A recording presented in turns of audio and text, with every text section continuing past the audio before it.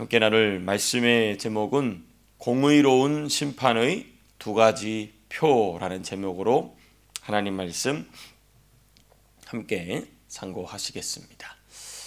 우리가 데살로니가 전서에 이어서 이제 데살로니가 후서 말씀을 함께 상고하고 있는데요. 이 데살로니가 후서 1장은 시작하자마자 사도 바울이 하나님께서 하시는 공의로운 심판에는 두 가지 표가 반드시 나타난다는 것입니다. 이걸 조금 더 설명을 하면 모든 사람에게는 태어났었고 태어났고 태어날 모든 인류에게는 이 둘 중에 한 가지 표가 나타난다는 것입니다. 무엇으로 인해? 하나님의 공의로운 심판으로 인해. 하나님의 공의로운 심판에 어떤 심판을 받을 것인가를 나타내는 두 가지 극명한 표가 있다는 것이죠. 그래서 그것이 무엇인지 우리 5절에 나오지 않습니까? 이는 하나님의 공의로운 심판의 표다 이렇게 나와 있는데요. 이게 어떤 맥락에서 한 말씀인지 우리가 같이 함께 한 구절씩 살펴보시겠습니다. 우리가 먼저 1절에서부터 4절까지 보시겠습니다. 1절에서부터 4절. 1절에서부터 4절까지는 어떤 내용을 담고 있느냐? 변함없이 신실한 데살로니가 교회의 모습을 칭찬하고 있고 또 자랑하는 사도 바울의 모습이 기록되어 있습니다. 3절 이렇게 시작이 되죠. 형제들아 우리가 너희를 위하여 항상 하나님께 감사할지니 이것이 당연함은. 너무 말이 멋진 말씀 아닙니까? 우리가 너희로 말미암아 하나님께 감사하는 것은 너무나 당연한 일이다.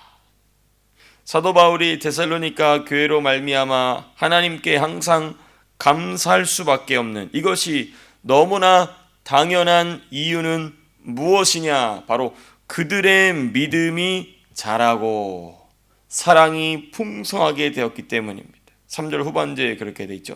이것이 당연함은 너희 믿음이 뭐하고? 더욱 자라고 너희가 다 각기 서로 사랑함이 풍성합니다. 이는 사도 바울을 통하여 전에 이미 받은 말씀뿐만 아니라 먼저 보낸 서신 있지 않습니까? 그렇죠? 데살로니가 전서. 또 그 전에도 이미 사도 바울과 함께 있을 때, 그리고 사도 바울이 떠나서 먼저 보낸 서신. 그리고 그 밖에도 성경에는 기록되어 있지 않지만 많은 교류가 있을 수 있겠죠. 왜냐하면 디모데를 보냈다고 그랬으니까 디모데를 통하여 전한 말씀도 있었겠죠. 어찌되었든 그 받은 말씀, 전달받은 말씀, 직접 들은 말씀 그 위에 서서 더욱 성장한 거예요. 그 사이에 더 성장한 것입니다. 그렇습니다.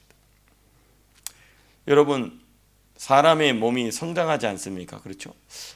저의 막내 여동생 아들이요. 배둘레헴 아주 그냥 배하고 엉덩이하고 허벅지가 그냥 빵빵해 그냥 너무 많이 먹어가지고 그냥 먹는 게 가장 행복한 아이예요. 그래서 우는 일이 없어요. 애가 너무 착하고 순한데 언제 우냐?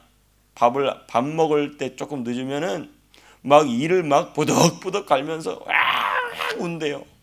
또 우리 정씨 집안 피를 받아서 그런지 또 목소리가 아주 그냥 기차 화통을 삶아 먹었어. 근데요, 걔 보는 거 보면은 애가 엄청 큽니다. 이렇게 계속 빠르게 이제 기르는 자신들은 잘 모르는데 이제 멀리서 이제 사진으로 동영상으로만 보는 우리는 애가 또 이렇게 컸네. 이렇게 또 막 손가락이요, 막 그 미셸린 타이거 그 캐릭터처럼 생겼어요. 미셸린 타이거 있잖아요. 아유, 금방 애가 커요. 우리 시은이 봐도 그래요. 키가 그냥 늘씬합니다. 키가 크죠. 왜 그럴까요? 정상이니까. 정상인 것이죠.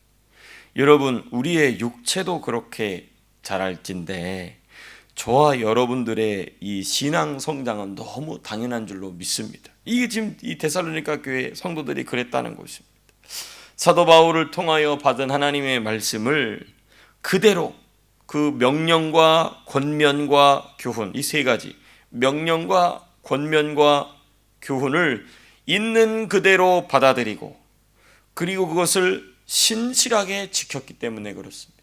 있는 그대로 그리고 그것을 신실하게 지켰기 때문에 이러한 모습은 예수님께서 우리 각자에게도 기대하시는 모습인 줄로 믿습니다. 그러면 자라나게 되어 있어요. 믿음이 자라날 수밖에 없습니다.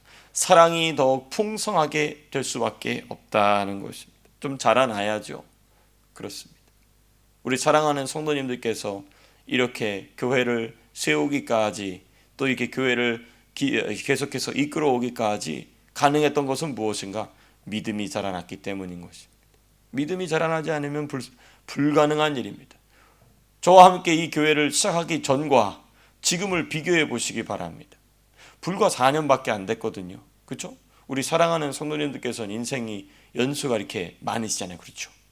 그런데 지난 4년과 그 전에 내가 살아왔던 인생과를 비교해 보시라는 거죠. 어떻게 됐습니까? 너무 감사하죠. 감격이죠. 내가 이렇게 자라났구나. 그때 그렇게 살았구나. 야, 이게 너무 감사하구나. 하나님 주신 복이 크구나. 그렇지 않습니까?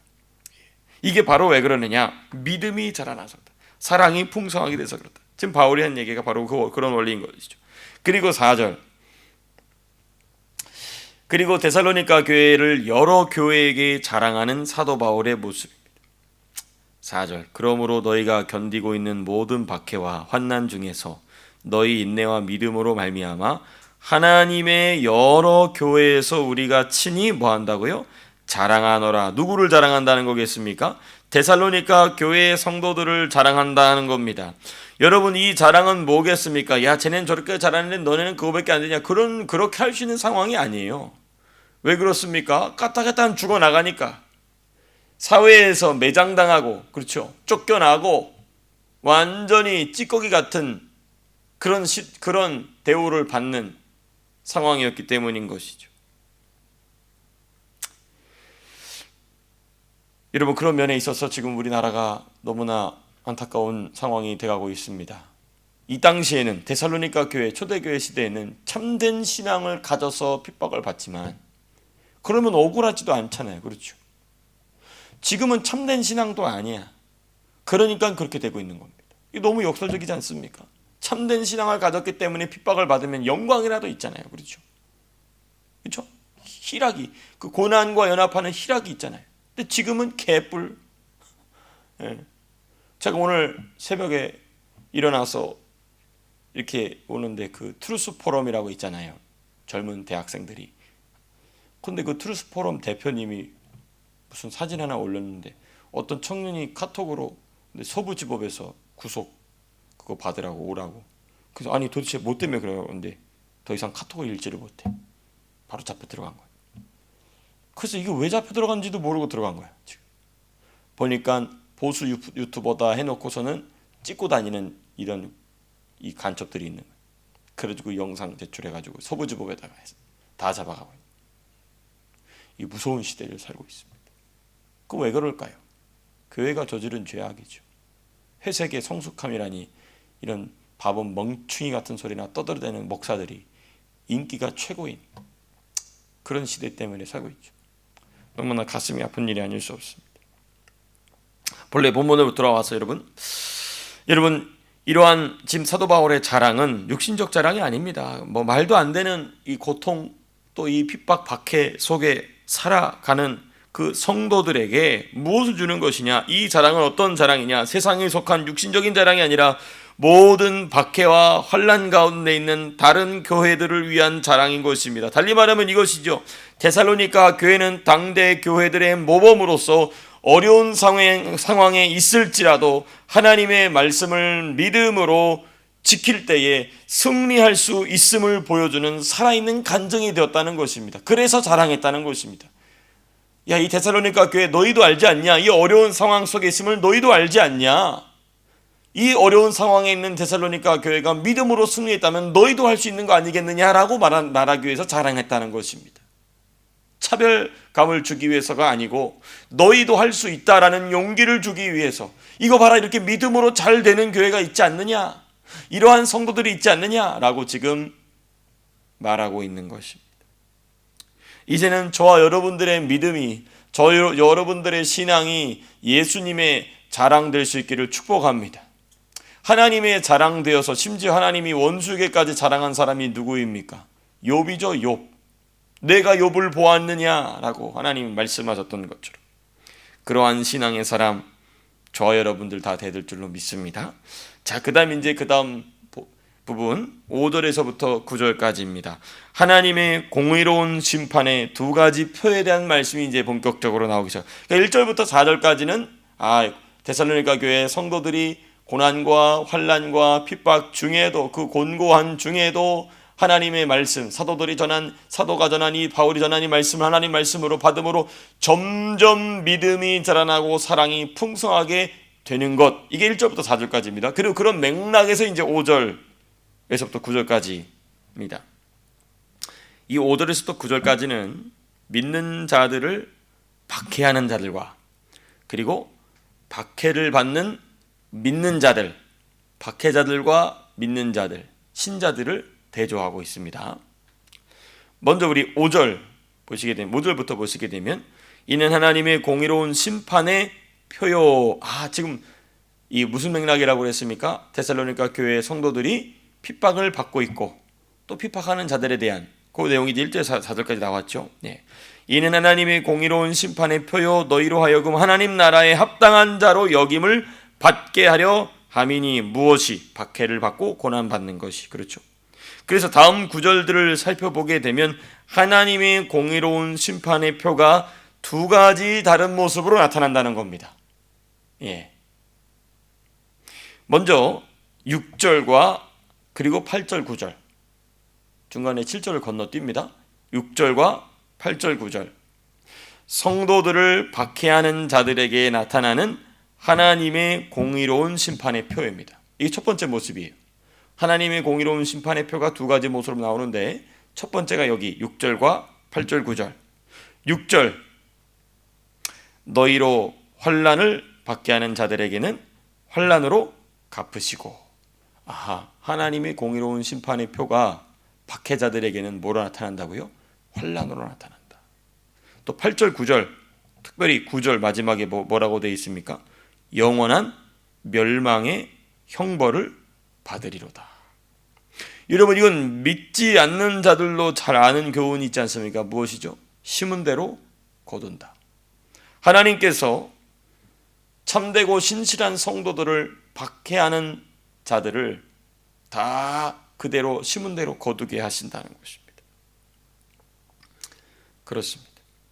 바라기는 지금 대한민국을 혼탁하게 하고 어지럽게 하고 다 지금 어쨌든 바른 사상을 주장하는 건 대부분 예수 믿는 사람들이거든요.